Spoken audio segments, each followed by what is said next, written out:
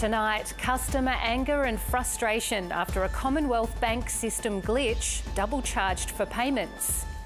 Hello, I'm Alison Costelloe. This is ABC News.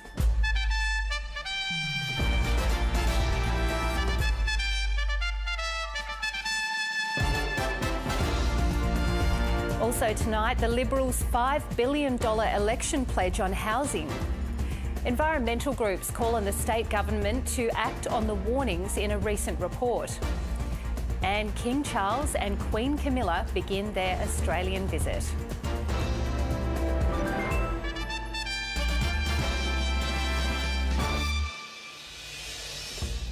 Commonwealth Bank users have been left fuming after a costly glitch in the system meant they were double charged for payments they've made in the past 24 hours.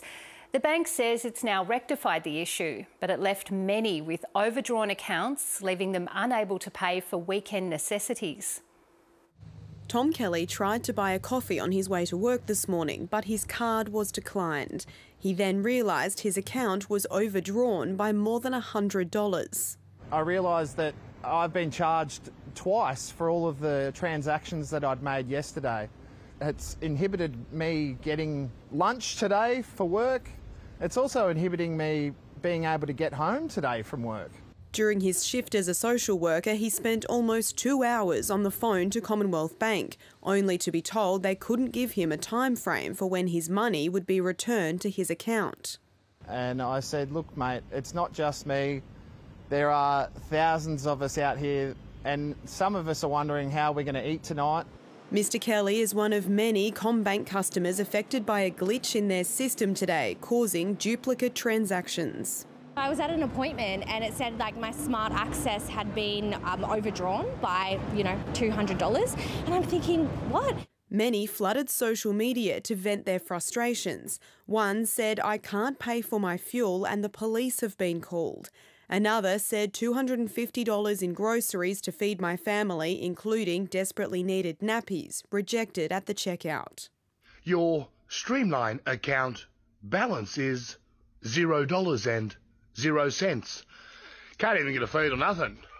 In a statement, the bank apologised to customers and said the process to reverse these is underway and customers are now seeing the duplicate transactions disappear. They said the process should be completed this evening. CommBank wouldn't say how many customers had been affected. Leah Harris, ABC News.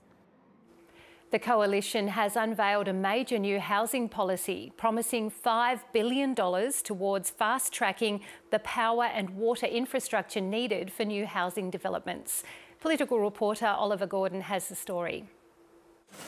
In a battleground state, welcome to Western Australia. Sites firmly focused on the top job. The Prime Minister's got one eye on retirement. I'm firmly focused on making sure that we can build new homes for Australian families. The Coalition to invest $5 billion to tackle housing infrastructure delays. The not sexy stuff.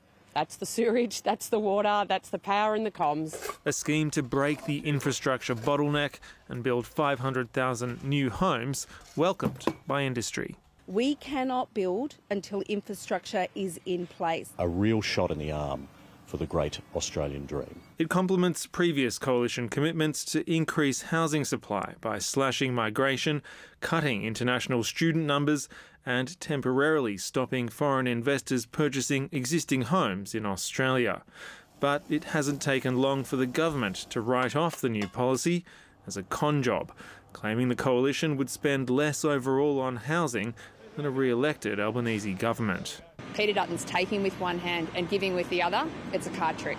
The Coalition has this week confirmed, if elected, it would walk away from Labor's commitment to build 1.2 million homes this decade, which they've labelled an unrealistic pipe dream. So they're not going to get within cooee of that so-called target or aspiration. Settle down, fella. The Prime Minister saying if the Coalition was serious about helping aspiring homeowners, they'd pass his housing legislation.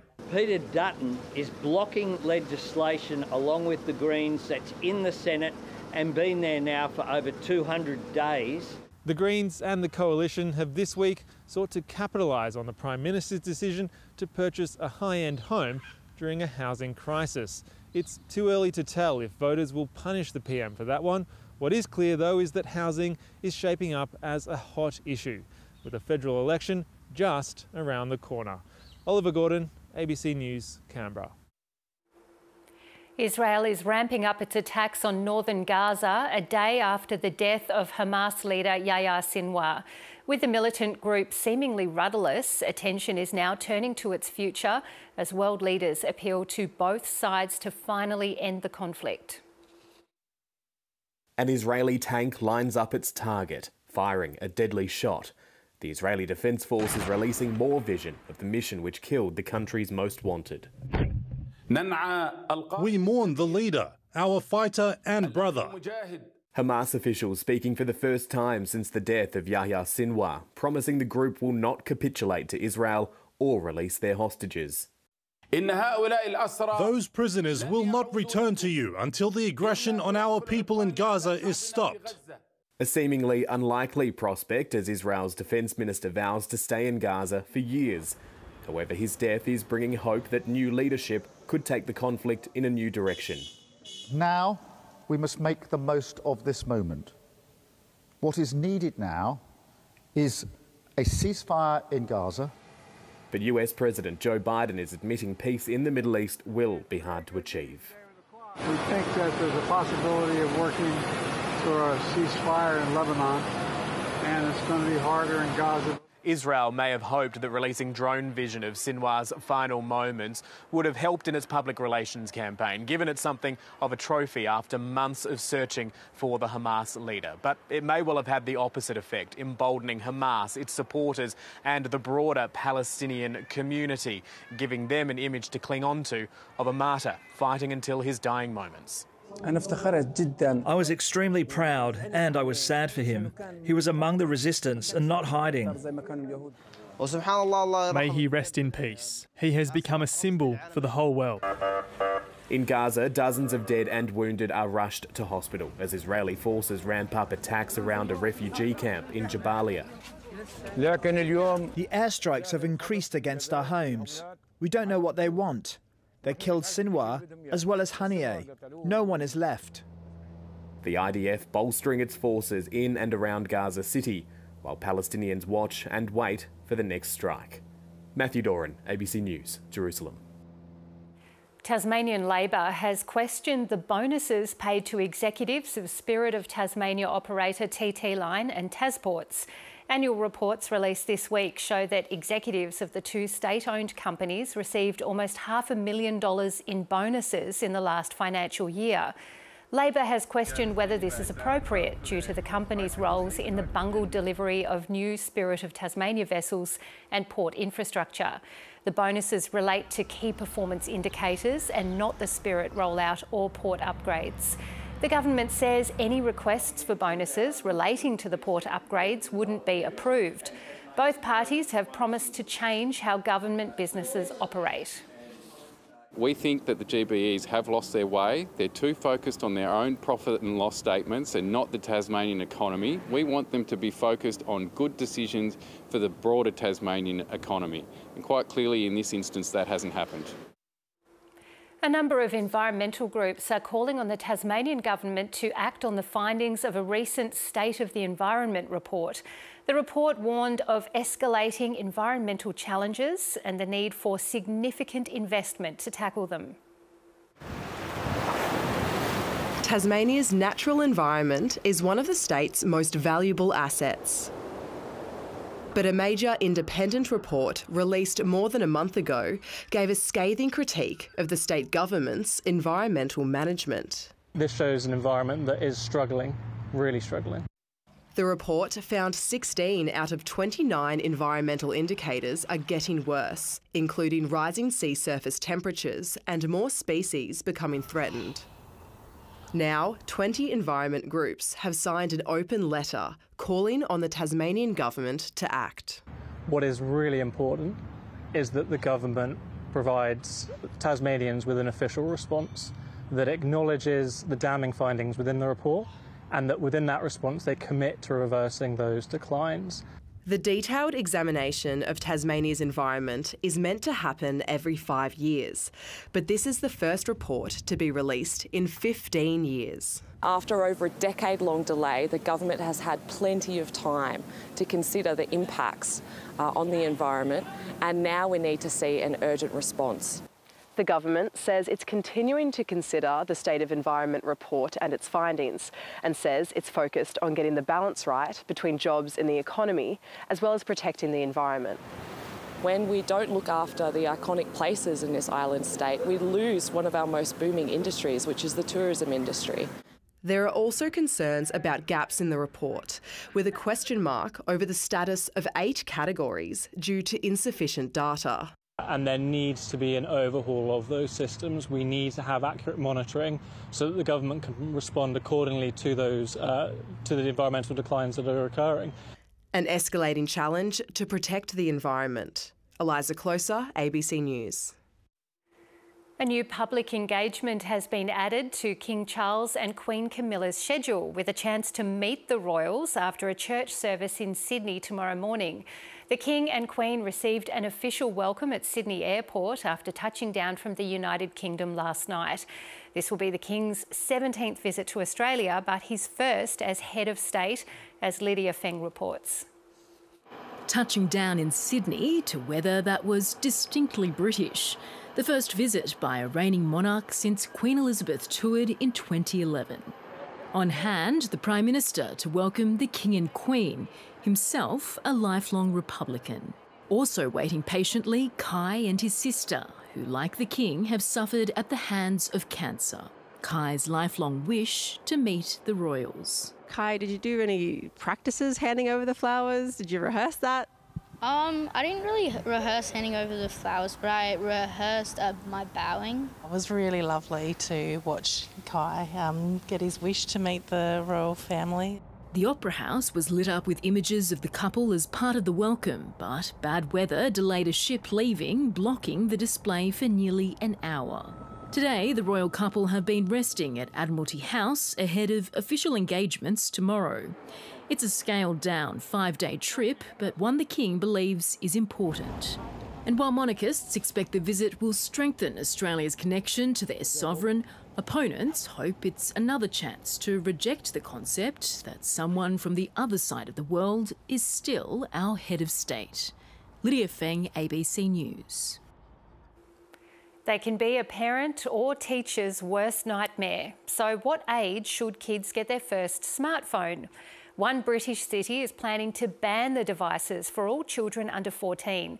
It's part of a global movement to get kids spending time away from screens and off social media. Students in the British city of St Albans march to a unique beat.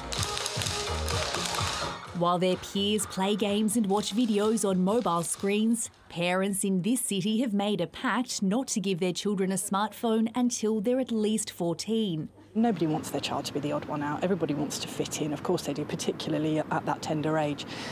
So if everybody is holding off until 14, then the expectation has shifted. And that is it's sort of like a teamwork. 6 months in, the campaign is gaining momentum. It's becoming a movement, not just in St Albans, but across the country, actually. Some people that do have one, they might say that life isn't life without one, but then it is. Like, life is still life. There's so much beyond the screen. Like, you can talk to your family members, friends, you can go on a walk, you can actually meet your friends instead of just texting them. Around a quarter of 5 to 7-year-olds in the UK own a smartphone. That number jumps to 95% by age 12. Schools in the UK are hoping to prove it's still possible to give kids a childhood free from smartphones, and they're hoping progress made here might inspire cities around the world to take similar action. It's part of a global pushback against the prolific technology.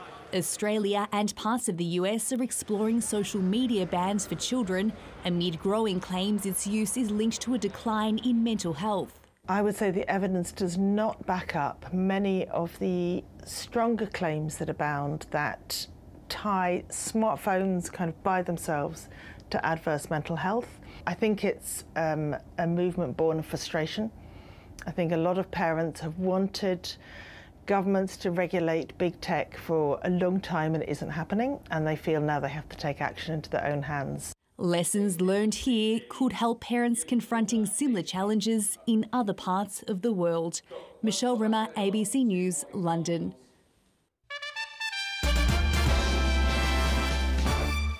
Millions of people in Cuba are without electricity after the country's main energy supply failed, sparking a nationwide blackout. Officials say a fault at one of the island's main power plants has led to the collapse of the entire system. The country's communist-run government has blamed decades-long US sanctions for the problem. A revival is underway in one of Australia's most remote corners. For 2 years in a row, the community of Lake Nash on the Northern Territory-Queensland border has been cut off by floodwaters. Months on, the water has receded and the once dusty landscape has sprung back to life, inspiring school leavers to venture from the city to the outback in search of red dirt and adventure. Victoria Pengilly travelled to Lake Nash for this special report. As sunrise breaks, ringers are saddling up for another long day. With 1.2 million hectares and 65,000 cattle, this property on the Northern Territory-Queensland border is a long way from just about anywhere. I remember driving out here for the first time and it's just flat for as far as the eye could see. Felt like you're looking at the end of the world a little bit. This is Lake Nash, one of the country's largest cattle stations. And for this group of adventurous school leavers, it's a transformative experience. Everyone who comes up here leaves a different person. I'm unrecognisable from the person I turned up as and the person I am today. And you see each other every second of the day. You wake up, you shower with them, eat breakfast, lunch and dinner, and you're working with them too. It's just crazy. On today's list of chores, mustering thousands of cattle for transport. It's not just by land. In this vast expanse, a bird's eye view gives some perspective. 18 months ago, this station looked completely different. A wall of water just coming straight for us, and we spent a lot of effort getting everything onto higher ground, making sure all our crew were safe. Heavy rain caused the once dry Georgina River to flow and then peak. Flood waters swept through the station and surrounding landscape. It was surreal. It just came up so slowly every hour, just a bit higher and a bit higher. Staff were evacuated to higher ground, but the station and nearby Aboriginal community were cut off by road for nearly 4 months. Another flood this year left the station and community isolated once again. I definitely felt like it was a little bit isolating. The first couple of months of being here and just like not having that access to a big town even though it's a few hours away. The floodwaters have now receded, leaving a transformed terrain teeming with life. It's almost become normal to see it so green and to have the river still, you know, where you water ski on it, and some years you can't put the boat in at all, and this year we've been skiing on it for months. After 2 strong wet seasons, this dusty landscape has completely transformed. The cattle are fat, there's good feed in the paddocks, the staff have a spring in their step. But as anyone who lives on the land knows, the next big dry could be right around the corner. As the sun sets, ringers are winding down, ready to face whatever tomorrow throws at them. There's a bit of light at the end of the tunnel starting to come through. I think we're going to be okay. Victoria Pengilly, ABC News, Lake Nash. 3 people have died and 2 others have been seriously injured in a crash in Perth early this morning. The 22-year-old male driver, who wasn't injured, is assisting police, having returned a positive preliminary breath test showing alcohol was likely a factor. A horrific start to a Saturday morning. There's 3 families that are receiving traumatic news today, devastating, life-changing. The community's going to be affected. There's another 2 families that are hoping that their children pull through. Police say the utility veered off Orong Road just after 5 a.m, hitting a tree before crashing at speed into the back of a home. 6 men were inside the 5-person Holden Colorado. 2 22-year-olds and a 34-year-old died at the scene. The other 2 injured men, aged 19 and 23, rushed to Royal Perth Hospital. The 22-year-old driver, the only one to come out physically unscathed. And of course there's a driver whose life is going to change forever no matter what the outcome of this is, because he's been involved in such a serious crash. Police say preliminary tests show the driver was under the influence of alcohol, with speed, fatigue and the failure to wear seatbelts also possible factors. The message again is for everybody to slow down and drive to the conditions. We'd particularly ask for parents of young drivers and particularly young male drivers to have that conversation with them to reinforce the road safety messages, because it was only back in July and we were dealing with Mr Campo's death. Nick Campo was just 18 years old when he was killed in a crash. The ute he was in filled with young men his age. The latest fatalities push WA's road toll for this time of the year to beyond 140, well above the past 5-year average of 128 deaths for the same time period. The impact felt far beyond those immediately involved.